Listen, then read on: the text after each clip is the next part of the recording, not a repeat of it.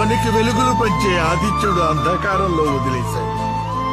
కడుపు కోతగా భావించి కన్న తల్లి అనాథగా వదిలేసింది.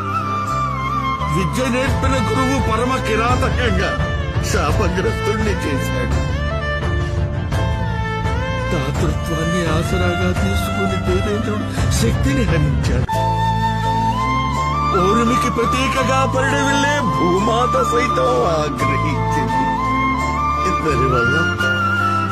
ఇందరి వల్ల శక్తిహీనుడనై నీకిచ్చిన వాగ్దానాన్ని నిలబెట్టుకోలేకపోయాడు మిత్రమా.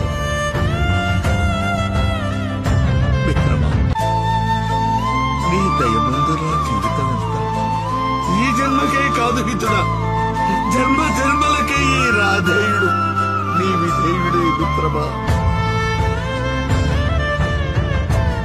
ఆఖరి శ్వాస ఆసన్నమవుతుంది మిత్రమా. నీ ఒడిలో తలవాల్చడం పూర్వజన్మలో నేను చేసుకున్న వీడ్కో మిత్రమా, వీడ్కో.